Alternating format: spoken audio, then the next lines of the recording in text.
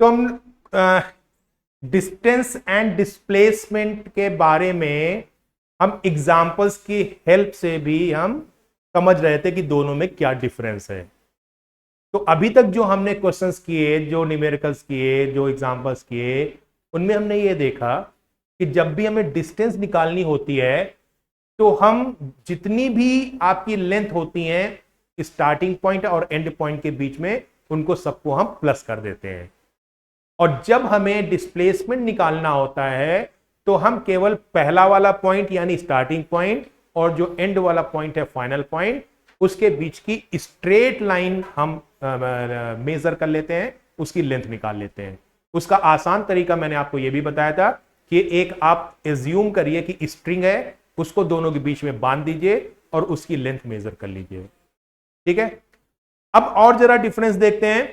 तो डेफिनेशन भी मैंने आपको लिखाई थी, वहां पर मैंने आपको बताया था कि जो डिस्टेंस है वो आपकी स्केलर क्वांटिटी है। बताया था रिया, बताया था बच्चे। तो डिस्टेंस हमारी स्केलर क्वांटिटी है क्योंकि डिस्टेंस को रिप्रेजेंट करने के लिए डायरेक्शन की जरूरत नहीं होती है, केवल हमें मैग्नीट्यूड बताना पड़ता है। लेकिन डिस्प्लेसमेंट जो होता है वो हमारा वेक्टर क्वांटिटी होता है। क्यों? क्योंकि वहां पर हमें मैग्नीट्यूड भी बताना पड़ता है और डायरेक्शन भी बताना पड़ता है। डायरेक्शन कैसे बताते हैं? बहुत ही आसान है। जो स्टार्टिंग पॉइंट है और जो एंड पॉइंट है, स्टार्टिंग पॉइंट से एंड पॉइंट की तरफ आप एरो बना दो, वो डायरेक्शन हो जाएगी डिस्प्लेसमेंट की। क्या मैं कह रहा हूं, इसको आप ऐसे समझिए कुछ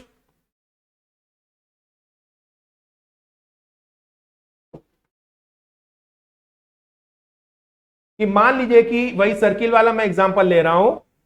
आप यहां से चले, इधर गए, फिर आप यहां पर आए और यहां पर आकर के रुक गए। ये स्टार्टिंग पॉइंट हुआ, ये एंड पॉइंट हुआ। तो डिस्प्लेसमेंट कितना होगा? ए से बी को ज्वाइन कर दीजिए, ये आपका हो गया डिस्प्लेसमेंट। डायरेक्शन कैसे दिखाओगे? मैंने क्या बताया आपको कि स्टार्टिंग पॉइंट से एंड पॉइंट का एरो बना दो। तो आप क्या लिखेंगे कि जो डिस्प्लेसमेंट है वो ए बी है, ए से बी की तरफ। ठीक है, तो एक जरा हम चलिए ये भी क्वेश्चन देखते हैं कि कैसे सॉल्व होगा सर्किल में ही। राइट, लिखिए क्वेश्चन लिखिए।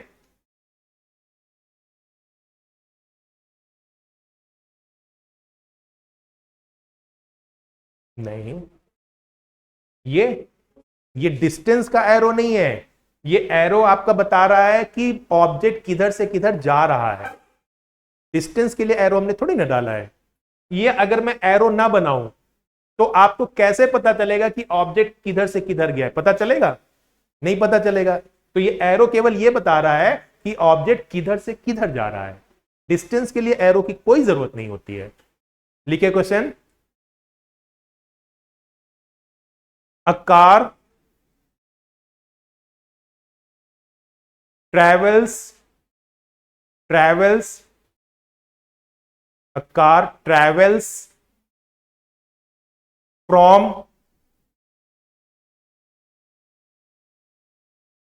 point A of circular path, point A of circular path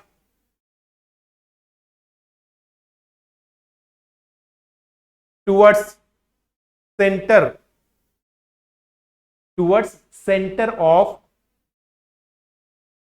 path, towards center of path,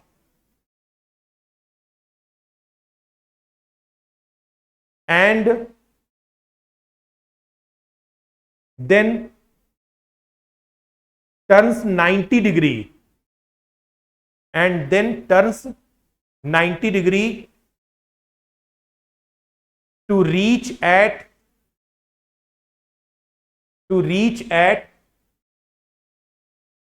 point B on circular path, to reach at point B on circular path. If radius of circular path is 70 meter, 70, if radius of circular path is 70 meter, 70 meter, what is distance and displacement of car? What is distance and displacement of car?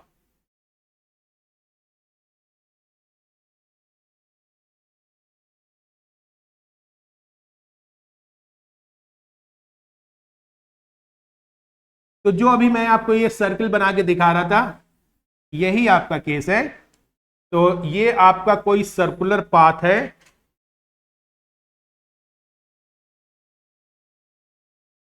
इसमें आपका ये point A है और ये centre आपका है ओ। क्या कह रहा है कि कार जो है पहले पॉइंट ए से सेंटर की तरफ आई, ठीक। इसके बाद वो 90 डिग्री टर्न कर गया। तो 90 डिग्री टर्न या तो इधर करेगा या तो इधर करेगा, किसी भी तरफ कर जाए कोई बात नहीं। मान लीजिए कि वो इधर टर्न किया, टर्न करके वो पहुंच गया पॉइंट बी पर। अब कह रहा है कि उसका डिस्टेंस बताओ और डिस्प्लेसमेंट बताओ। तो रेडियस कितनी गिवन है? 70 मीटर। तो ओ ए हमारी रेडियस है, बोलिए सभी लोग, ओ ए रेडियस है ना, तो ये 70 मीटर हो गया। ओ बी क्या है? ये भी रेडियस है? अरो क्या है? ये रेडियस है ना 70 मीटर। तो पहले हम डिस्टेंस जरा निकाल लेते हैं। लिखिए जरा, डिस्टेंस इज इक्वल टू रिया, बताइए क्या क्या होगा डिस्टेंस। Very good. कितना हुआ कृष्णा? कितना हुआ? वैल्यू डालो ए ओ बी की। वेरी गुड, लिख लो सभी लोग। हाँ बच्चे, हैं? हाँ हाँ बिल्कुल, पहले तो ये डायग्राम बनाइए,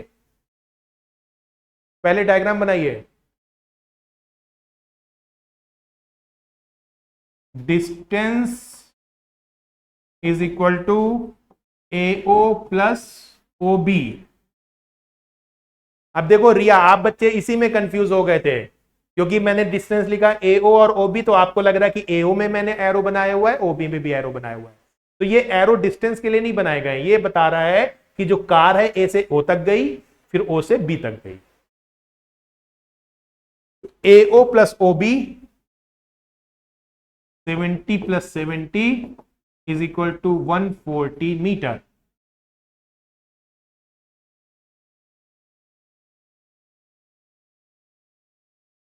ठीक है। अब डिस्प्लेसमेंट, डिस्प्लेसमेंट के लिए क्या बताया था अंकुर मैंने, क्या करेंगे? किसके किसके बीच में?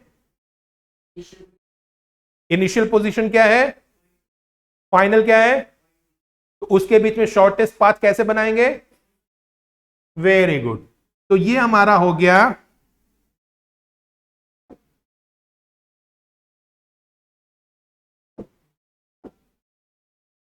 ए से बी, ये आपका हो गया displacement.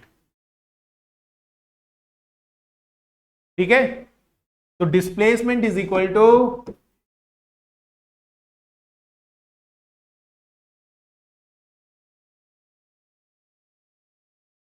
A B, displacement is equal to A B, displacement is equal to A B. अब ए बी कैसे निकालोगे? पाइथागोरस से।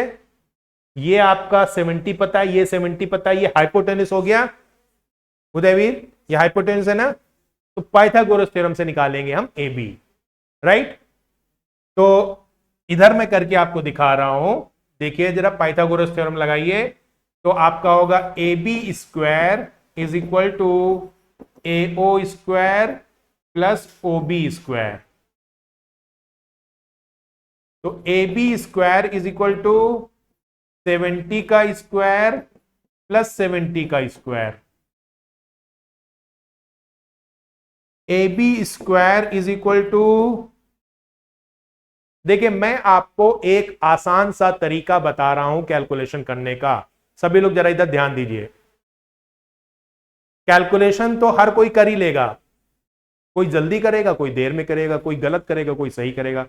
तो हमें कम समय में एक्यूरेट कैलकुलेशन, सही कैलकुलेशन करना आना चाहिए। ये हम बीच बीच में सीखते रहेंगे। तो जब भी कभी ऐसा हो कि एक ही नंबर 2 या 3 बार 4 बार लिखा हो, तो उनको प्लस करने की जगह पे आप जितनी बार वो रिपीट हो रहा है उससे मल्टीप्लाई कर दो। जैसे मैं आपसे कहूं कि 2 को 10 टाइम्स ऐड करो, 2 + 2 + 2 + 2 + 2, तो एक तो तरीका है कि आप ऐसे करो 2 + 2 4, 4 + 2 6, 6 + 2 8, ऐसे करते रहो। दूसरा इससे 2 × 10 कर दो, 20 आ जाएगा, है ना इजी तरीका। और ये तरीका सबको पता है। वही काम हम यहां पे करेंगे। आप अगर 70 का स्क्वायर करोगे जैसे आपने किया है, ठीक है चिन्मय, 4900, फिर इसका स्क्वायर करोगे 4900, फिर दोनों को ऐड करोगे 9800, फिर उसको आप आगे स्क्वायर रूट लोगे, बहुत लेंदी है। आसान तरीका देखो क्या है, दोनों सेम है तो इंटू 2 कर दो, 70 स्क्वायर इंटू 2। किसी को नहीं समझ में आएगी बात?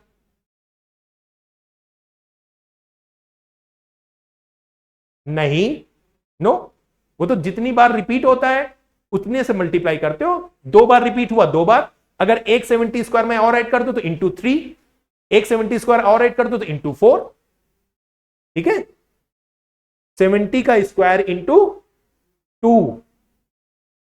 अब मुझे चाहिए ए बी, स्क्वायर हटाते हैं तो इधर क्या होता है, स्क्वायर रूट। तो A B is equal to square root 70 square into 2, ठीक, पूरे का स्क्वायर रूट हो गया। अब जब स्क्वायर रूट निकालते हैं उसके अंदर अगर स्क्वायर है तो स्क्वायर और स्क्वायर रूट कैंसिल हो जाते हैं। तो 70 का स्क्वायर और स्क्वायर रूट कैंसिल हो जाएगा, 70 बाहर आ जाएगा। किसी को ना समझ में आया तो तुरंत बताइएगा मुझे। ये आ गया आपका 70, 70 बाहर आ गया, लेकिन 2 का स्क्वायर तो है नहीं, वो स्क्वायर रूट से बाहर नहीं आएगा, वो फंस गया स्क्वायर रूट के अंदर, उसके अंदर बेचारा बंद रहेगा। तो उसको स्क्वायर रूट के अंदर कर दो बंद। फिर से देखिए, स्क्वायर रूट बंद कमरा है, जिसके पास चाबी होगी वो खोल के बाहर आ जाएगा। चाबी क्या होती है कि स्क्वायर रूट से कैंसिल होने के लिए पावर होनी चाहिए।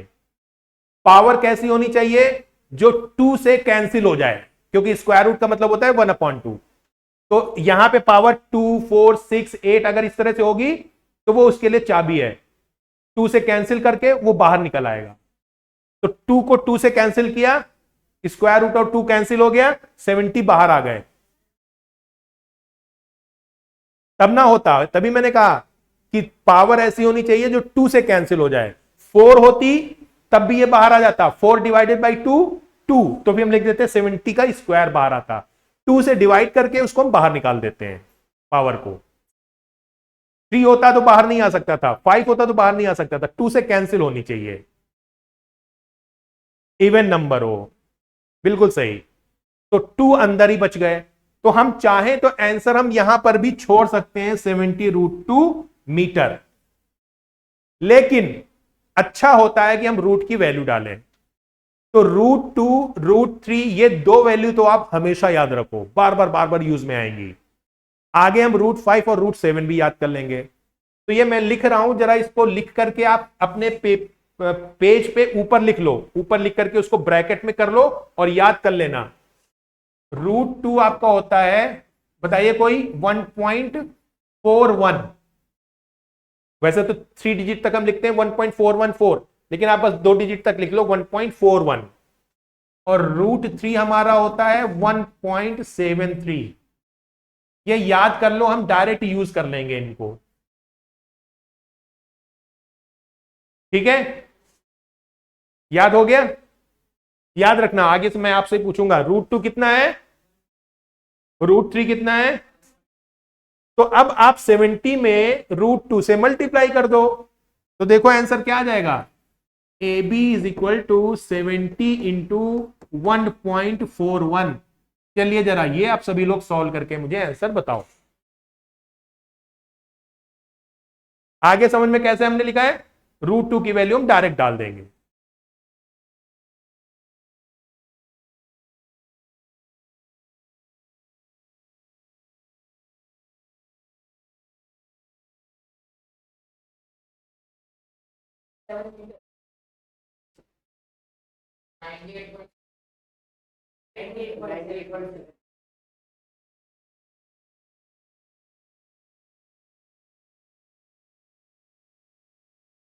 कितना आया उदयवीर, रिया, किनमें? ओके, तो सभी लोग कह रहे तो मैं मान लेता हूं 98.7 मीटर डिस्प्लेसमेंट आ गया। ठीक है, डायरेक्शन अगर आपसे उसमें पूछेगा तो आप क्या लिखोगे, A to B, और कुछ नहीं लिखना होता डायरेक्शन में। मैग्नीट्यूड तो ये आ गया, अगर कहे डायरेक्शन भी बताइए तो क्या लिखोगे, A to B। लिख लीजिए इसे में कहीं पर भी आप डायरेक्शन, आप तो अपने पेज पे इसके बाद ही लिखोगे, मेरे पास जगह नहीं इसलिए मैं ऊपर लिख रहा हूं। डायरेक्शन लिखेंगे A to B, direction A to B। ठीक है, तो अब यहां से हमें दो डिफरेंस पता चल गए डिस्टेंस एंड डिस्प्लेसमेंट में।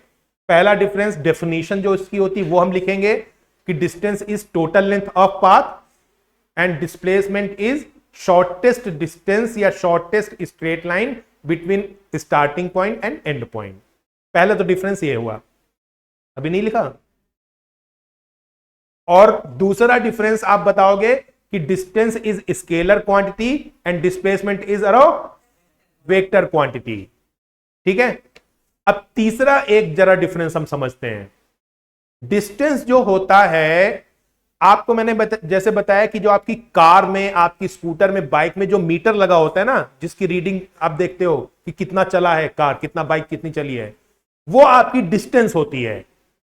तो क्या आज तक कभी ऐसा हुआ है कि आपके कार की जो रीडिंग है या इस बाइक की रीडिंग है वो कम हुई हो? हमेशा बढ़ती ही होगी, है ना। 100,000, 2,000, 3,000 बढ़ती जाएगी हमेशा। इसका मतलब है कि डिस्टेंस जो है वो हमेशा इंक्रीज करेगा, कभी भी डिक्रीज नहीं कर सकता है डिस्टेंस। लेकिन डिस्प्लेसमेंट आपका इंक्रीज भी कर सकता है, डिक्रीज भी कर सकता है,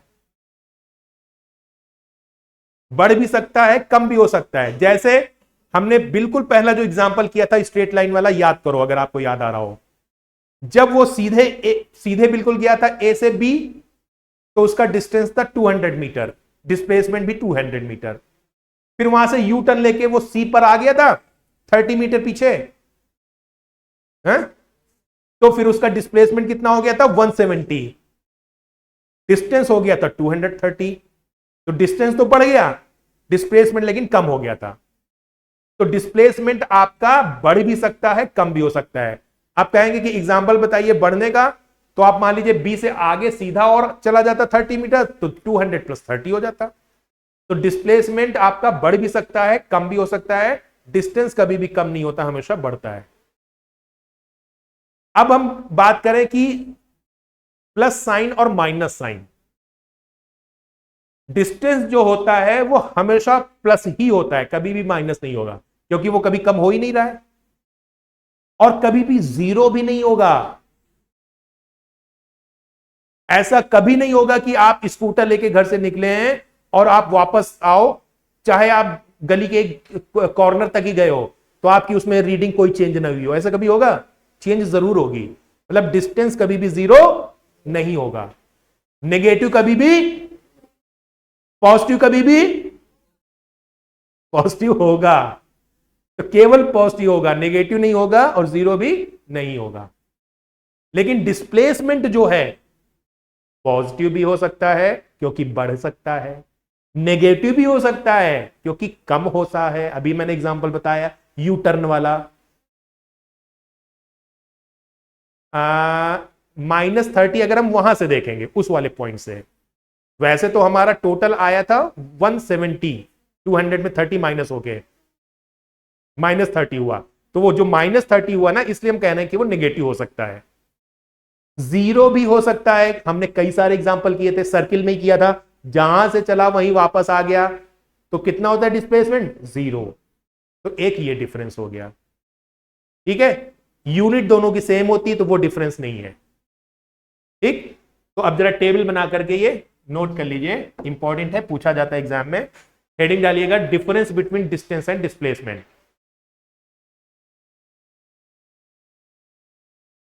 कौन सा वाला बच्चे? अच्छा हाँ, ये पॉइंट भी आपका है, ये भी आपका है। जो डिस्टेंस है वो जिस रास्ते पे आप चल रहे हो उस पर डिपेंड करता है। जैसे कि आप घर से यहां तक आए, अब घर से यहां तक आने के लिए बहुत सारी बीच में गलियां पड़ती होंगी। अब आपकी मर्जी है, जैसे मैं मान लू मैं मौसम विहार रहता हूं, तो मैं मौसम विहार अगर जाऊं यहां से, तो कई सारे रास्ते हैं। एक तो है कि मैं सीधे जाकर के चंदन नगर स्कूल से बाहर निकल जाऊं और फिर सीधे जाकर के नाला वाली रोड पे पहुंच के उससे फिर सीधे चला जाऊं, मैं जो आपका रोड जा रहा है उधर कड़कड़डुमा की तरफ, वहां से मैं चला जाऊं। दूसरा रास्ता है कि मैं जो है यहां से निकल के सीधे जाऊं पंजाबी जूती की तरफ से और गलियों गलियों से अंदर अंदर होते हुए सीधे निकल जाऊं। तीसरा रास्ता है कि मैं इधर रामनगर की तरफ से चला जाऊं। तो 3 रास्ते हो गए। मैं यहां से घर तक गया, तीनों की अगर मैं लेंथ निकालूंगा तो अलग अलग आएगी कि सेम आएगी? जबकि मेरा starting point and point same है। तो जो डिस्टेंस है वो रास्ते पे डिपेंड करती है। लेकिन डिस्प्लेसमेंट अगर मैं पूछूं, तो मैं यहां से और घर के बीच में एक स्ट्रेट लाइन बना दूंगा, एक स्ट्रिंग बांधूंगा, रस्सी बांधूंगा, उसकी लेंथ वो हमेशा सेम रहेगी। तो डिस्प्लेसमेंट रास्ते पे डिपेंड नहीं करेगा, डिस्टेंस रास्ते पे डिपेंड करेगा। तो एक ही थर्ड डिफरेंस की। ठीक है,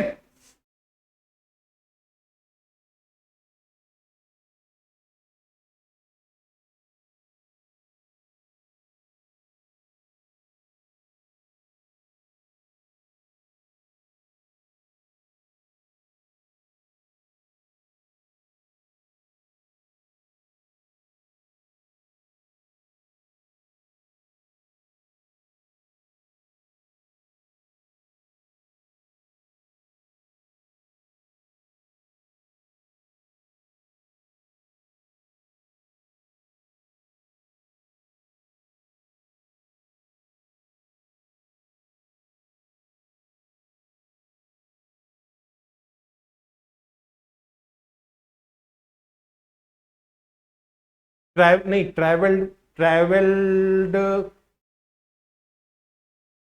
ट्रैवर्स्ड भी सही है। ट्रैवर्स्ड मतलब कि उसको कवर करना। हाँ, ट्रैवर्स्ड ही आएगा। इसका सिंपल वर्ड लिख लो, मैं it is the length of the path, यहां पे लिख लो आप कवर्ड।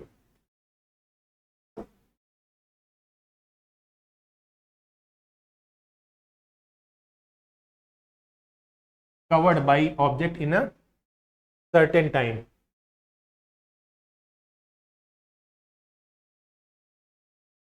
दोनों वर्ड सही है, ट्रैवल्ड भी यूज होता है, ट्रैवर्स भी वर्ड है, तो इसलिए आप कंफ्यूजन को खत्म करके दोनों जगह कवर्ड लिख दो।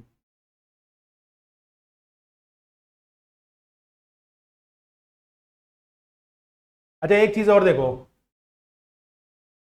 सर्टेन भी आप याद रखने में मुश्किल हो सकती है, तो मैंने आपको वर्ड बताया था गिवन। गिवन आपको ज्यादा इजी लगेगा, इन गिवन टाइम। ठीक है, यहां पे by the object in specified की भी जगह लिख दो in a given direction in a given time. मतलब ये नहीं कि ये सही नहीं है, वो सही है, याद रखना ये आपके लिए ज्यादा इजी रहेगा, ये वर्ड गिवन, वहां पे कवर्ड वर्ड।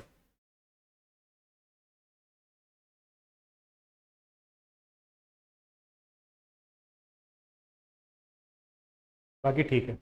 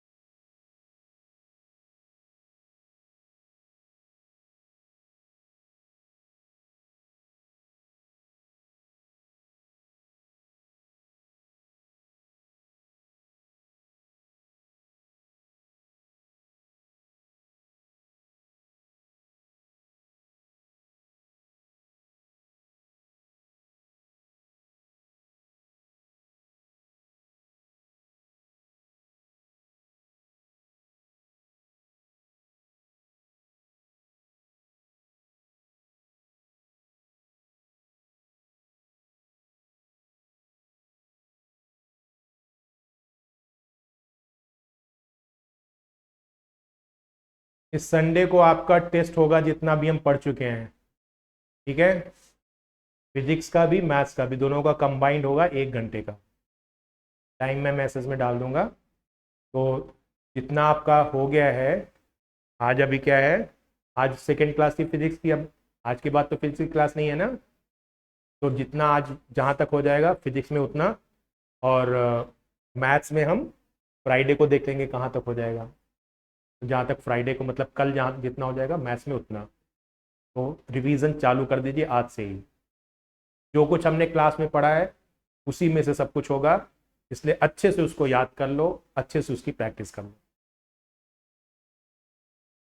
संडे को।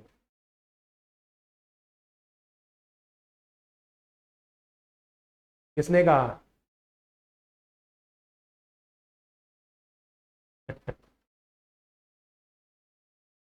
बच्चे अगर छुट्टी करोगे तो फिर टेस्ट कब दोगे बताओ, है ना। छुट्टी इसीलिए संडे को होती है क्योंकि उस दिन फिर टेस्ट होता है, बाकी दिनों में आप कैसे दोगे?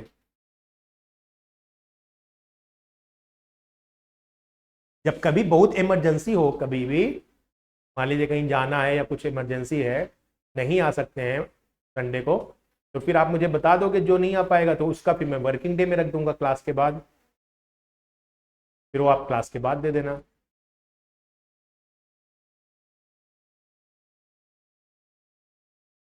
डन।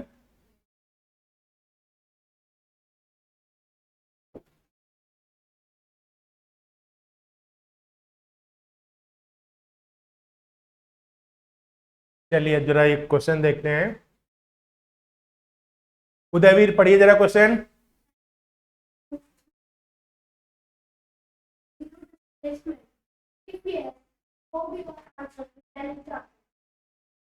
ये एनसीईआरटी का आपका क्वेश्चन है, जो बीच में एक्सरसाइज में बीच में चैप्टर के दिए होते हैं।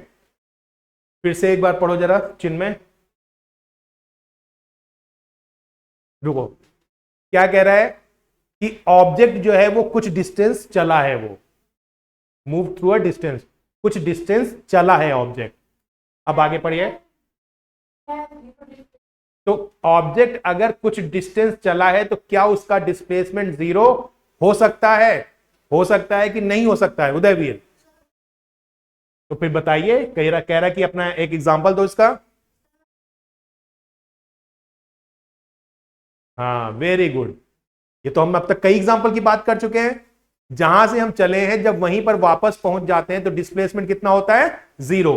तो ऑब्जेक्ट तो चल रहा है, ऑब्जेक्ट ने चला है डिस्टेंस, लेकिन डिस्प्लेसमेंट जीरो है। ठीक है, लिख लीजिए आंसर।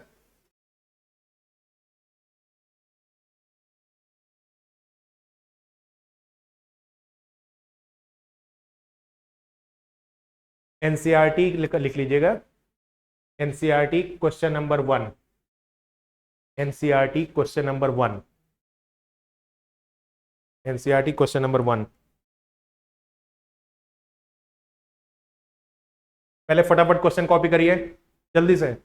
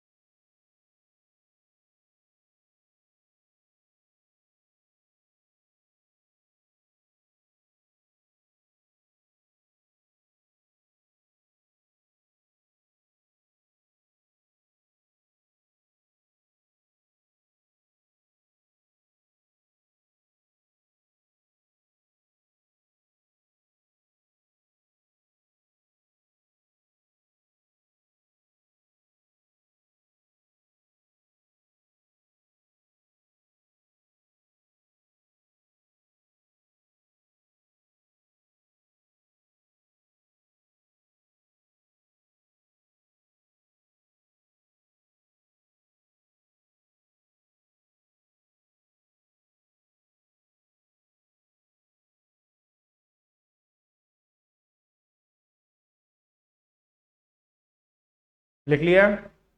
आंसर लिखिए।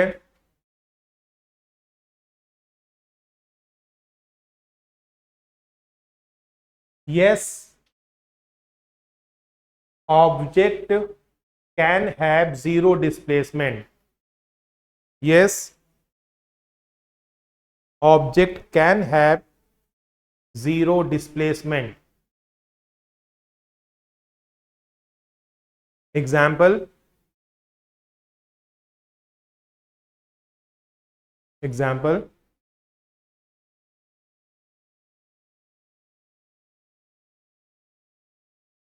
if an object travels from point A to B,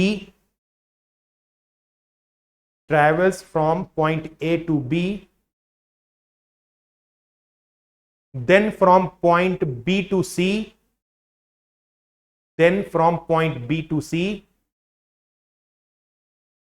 and returns back to point A,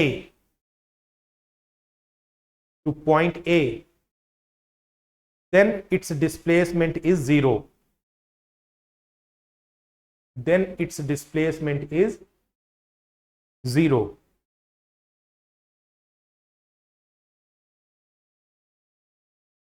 एक मिनट बच्चे, ये डायग्राम जरा बना लीजिए.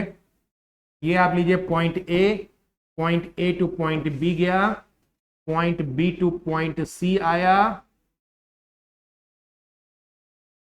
एंड सी से पॉइंट ए वापस पहुंच गया. तो यहां पे आपका डिस्प्लेसमेंट जीरो है. ये डायग्राम बना लीजिए. जब भी एग्जांपल लिखे तो डायग्राम बना के ही बताइए, समझाइए उसको. और ये एरोज जरूर बनाना. एरोज आपको ये बताते हैं कि हम किधर से किधर जा रहे हैं. हाँ,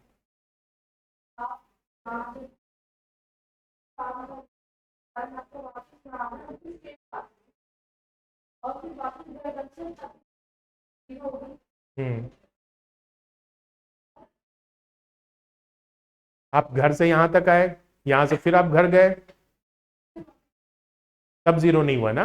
फिर तो आपका जो चले थे आप घर से, लेकिन आप रुक रहे हो यहां पर, तो डिस्प्लेसमेंट जीरो नहीं हुआ ना. अगर शुरुआत का पॉइंट और फाइनल पॉइंट सेम होता है तब डिस्प्लेसमेंट जीरो होता है. आप घर से कह रहे हो आप यहां तक आए, फिर यहां से आप घर गए, फिर आपको कुछ काम याद आ गया, आप वापस यहां पे आ गए, तो आपका स्टार्टिंग पॉइंट क्या हुआ घर, एंड पॉइंट क्या हुआ इंस्टीट्यूट. तो दोनों अलग अलग हैं. जब दोनों अलग अलग हैं तो डिस्प्लेसमेंट जीरो नहीं होगा.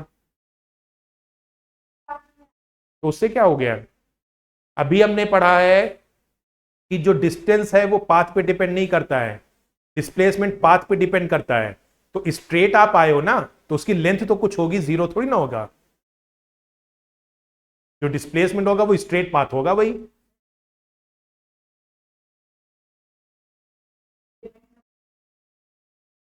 हाँ, तो सही तो कह रहा हूं, वही तो मैंने इसको बोला कि ये कह रहा है स्ट्रेट में वो आया हूं यहां पे, तो जो डिस्प्लेसमेंट होगा वो स्ट्रेट पाथ होगा वही. हाँ, डिस्टेंस में लिखा हुआ है कि डिपेंड करता है. नहीं भाई, क्या? हाँ, ठीक लिखा हुआ है, ठीक लिखा हुआ है, बिल्कुल ठीक लिखा हुआ है. मेरे माइंड में वही चल रहा है, बोल मैं बोल रहा हूं डिस्टेंस पे डिपेंड करता है. मैंने समझाया तो था आपको, मैंने अपना एग्जांपल देके समझाया था, इतना लंबा चौड़ा एग्जांपल समझाया था कि मैं यहां से मौसम विहार तक गया और 3 रास्ते मैंने आपको बताए थे. तो मैंने कहा था कि डिस्टेंस अगर हम मेजर करेंगे तो सबका अलग अलग आएगा. तो डिस्टेंस पाथ पे डिपेंड करता है. डिस्प्लेसमेंट क्या होगा, केवल स्ट्रेट पाथ वहां से यहां तक का, वो पाथ पे डिपेंड नहीं करता है. वो तो तीनों केस में सेम होगा, मौसम विहार से यहां तक की स्ट्रेट लाइन. तो ये जो एग्जांपल कह रहा है इसमें डिस्टेंस और डिस्प्लेसमेंट सेम होगा. जैसे हमारा बिल्कुल पहला एग्जांपल था, ए से बी तक सीधे गए, तो उसमें डिस्टेंस और डिस्प्लेसमेंट सेम है. तो अगर स्ट्रेट लाइन आप ले रहे हो तो डिस्टेंस और डिस्प्लेसमेंट सेम होगा. लेकिन जब आप पहले घर से यहां तक आए, फिर यहां से घर गए, फिर घर से यहां पर आप कह रहे हो स्ट्रेट लाइन आए हो, तो ये मैटर नहीं करता. डिस्टेंस क्या होगा, पहले घर से यहां तक की डिस्टेंस, फिर यहां से घर की डिस्टेंस, फिर घर से यहां तक की डिस्टेंस स्ट्रेट वाली, इन तीनों को प्लस करोगे तब डिस्टेंस आएगी. डिस्प्लेसमेंट आपका केवल वो स्ट्रेट लाइन वाला होगा, बस उतना. जीरो नहीं होगा, जीरो में starting point and point same होना चाहिए। ठीक है, तो अब एक चीज तो इसमें कंफ्यूज नहीं होना है कि डिस्प्लेसमेंट जीरो केवल और केवल तभी होता है जब स्टार्टिंग पॉइंट और एंड पॉइंट सेम होता है, और कभी जीरो नहीं होगा। दूसरी चीज कि जो आपका डिस्टेंस है वो पाथ पे डिपेंड करेगा, डिस्प्लेसमेंट जो है वो पाथ पे डिपेंड नहीं करेगा, क्योंकि वो सीधा सीधा स्ट्रेट पाथ होता है।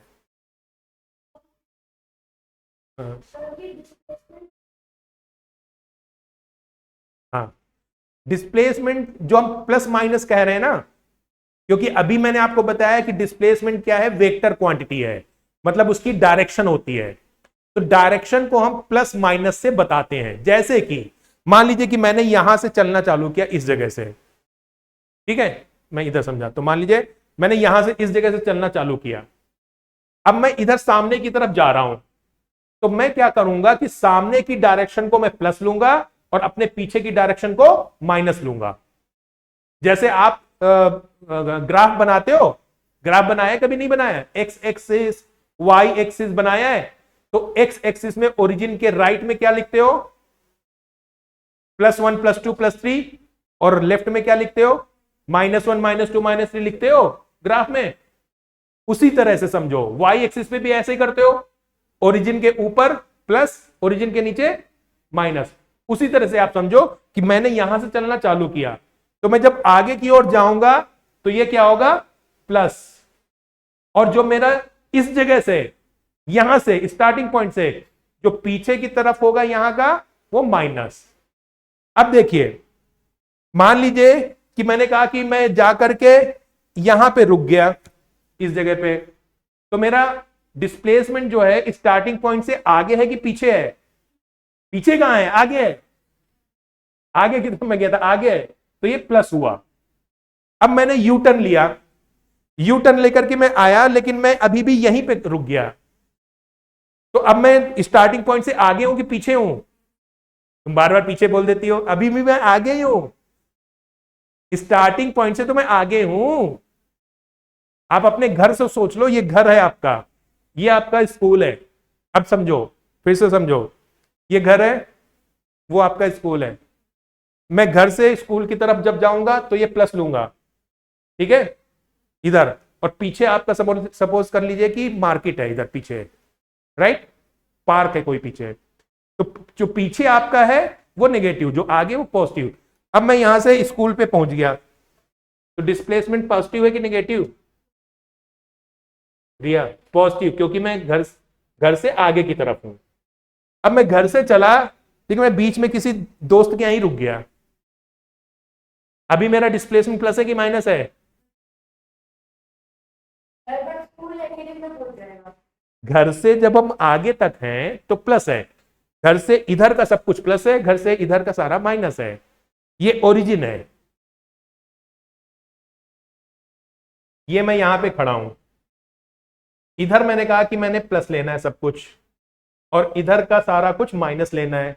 जैसे आप ओरिजिन एक्स एक्सिस पे लेते थे 1 2 3 4, पीछे क्या लेते थे, -1 -2 -3, तो मैंने कहा कि मैं यहां तक गया, वापस आया और यहां पे रुक गया, तो ये वैल्यू आपकी क्या है, प्लस में है कि माइनस में वैल्यू, ठीक है। तो जब तक मैं यहां से आगे हूं तब तक मेरा डिस्प्लेसमेंट प्लस रहेगा। अब मैंने क्या किया कि जब मैं वापस आ रहा था स्कूल से, तो मुझे पता था कि आज जो है घर में मम्मी नहीं है, कहीं जाना था उन्होंने, मैं घर नहीं गया, मैं वहां से चला गया पार्क, मैं पार्क में आ गया, घर नहीं गया, घर पे नहीं रुका। तो अब बताओ, ये आपका था घर, पार्क आपका यहां पे है, ये आपका पार्क है, तो ये माइनस है कि प्लस है, तो अब आपका डिस्प्लेसमेंट क्या है, माइनस। तो इस तरह से ये प्लस और माइनस डिस्प्लेसमेंट होता है, जो आपने पूछा था ना प्लस माइनस। तो अगर स्टार्टिंग पॉइंट जो है उससे हमने आगे का प्लस लिया है, तो पीछे का अपने आप वो माइनस हो जाएगा। तो अगर हम स्टार्टिंग पॉइंट के आगे कहीं भी रुक रहे हैं, जाते समय आते समय, वो हमेशा प्लस रहेगा, लेकिन अगर हमारा इसके पीछे है तो वो माइनस रहेगा। ठीक है, अब क्लियर है बात डिस्प्लेसमेंट के बारे में। ये वाला आंसर समझ में आ गया, क्वेश्चन नंबर 1। नेक्स्ट पढ़िए जरा अंकुर।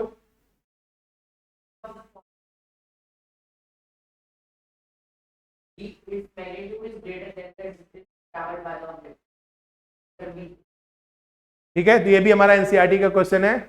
एक बार फिर से पढ़िए Krishna.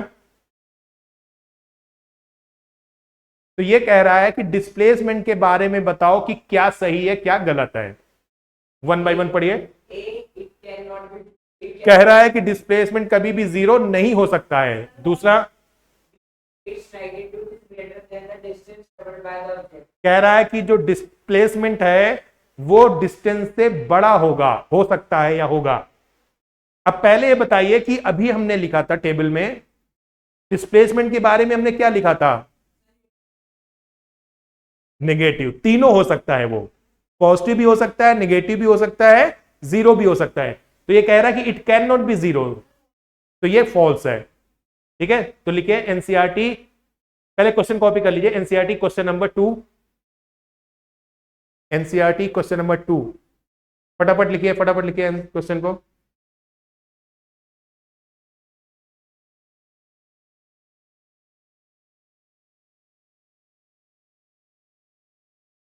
NCERT question number 2।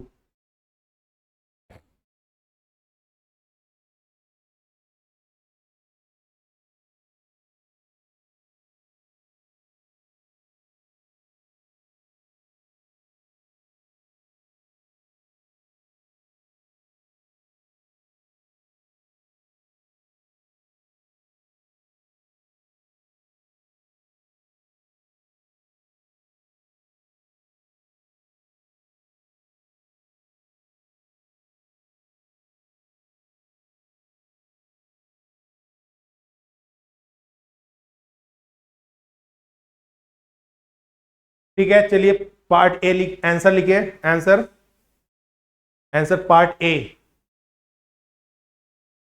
Part A false, false because, false because displacement can be positive,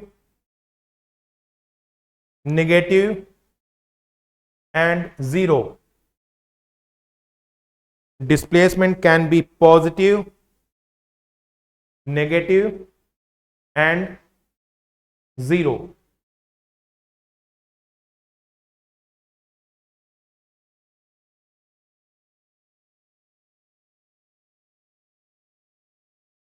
B देखिए, बी जरा मुझे कोई आंसर दो सोच करके। आपको पता है सब, अभी मैं समझाऊंगा तो आप बता दोगे हाँ बिल्कुल ठीक है, लेकिन थोड़ा सोच के खुद आप आंसर बताइए। कह रहा है कि डिस्प्लेसमेंट जो है डिस्टेंस से वैल्यू उसकी मैग्नीट्यूड उसकी बड़ी हो सकती है। ट्रू है? बताइए कोई एग्जांपल बताइए जिसमें डिस्प्लेसमेंट ज्यादा हो डिस्टेंस से। सोच के कोई एग्जांपल बताओ। चलो एक ट्रू आया एक फॉल्स आया, आप बताओ क्यों।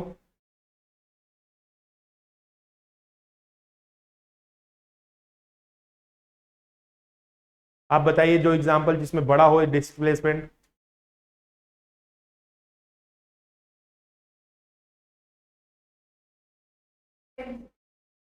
मैंने ये नहीं बताया था, मैंने कहा था कि डिस्प्लेसमेंट बढ़ भी सकता है कम भी हो सकता है। मैंने नहीं कहा था कि डिस्टेंस से ज्यादा हो सकता है कम हो सकता है। मैंने कहा था कि वो इंक्रीज भी कर सकता है डिक्रीज भी हो सकता है। तो एग्जांपल मैंने दिया था कि अगर ए से बी गए थे, बी से और आगे ही चले जाते तो डिस्प्लेसमेंट बढ़ रहा था, लेकिन यू टर्न के वापस लेके आओगे तो डिस्प्लेसमेंट आपका कम हो रहा था। लेकिन अब बात करें डिस्टेंस की, तो डिस्टेंस के लिए मैंने क्या बोला था, वो कभी भी कम होता ही नहीं है, वो तो हमेशा बढ़ता रहता है, तो वो हमेशा ज्यादा होगा। और बेस्ट एग्जांपल वही हमेशा सोचो यू टर्न वाला। मैं यहां से उस दीवार तक गया, ठीक, तो हमारा डिस्टेंस और डिस्प्लेसमेंट इक्वल होगा। अब मैं यू टर्न लेकर के आके इस चेयर पे बैठ गया, तो डिस्टेंस तो आपका ये और ये प्लस हो जाएगा, लेकिन डिस्प्लेसमेंट जो है आपका माइनस हो जाएगा। उसमें डिस्प्लेसमेंट कितना होगा, बस यहां से इस चेयर तक। तो डिस्टेंस तो ज्यादा हो सकता है, डिस्प्लेसमेंट कभी भी ज्यादा नहीं हो सकता है। तो उससे क्या हो गया, हो सकता है, ऐसा कोई जरूरी थोड़ी नहीं कि एक फॉल्स है तो दूसरा ट्रू जरूर होगा। लिखिए फॉल्स, बी में लिखिए false, because displacement can be equal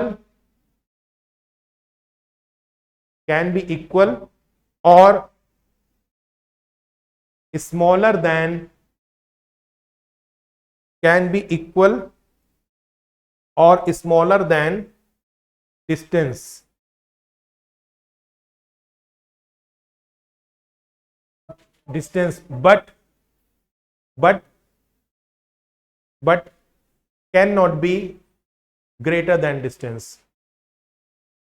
But cannot be greater than distance.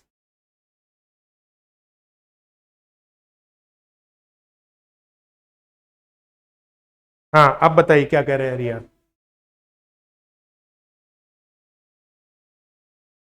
Hmm,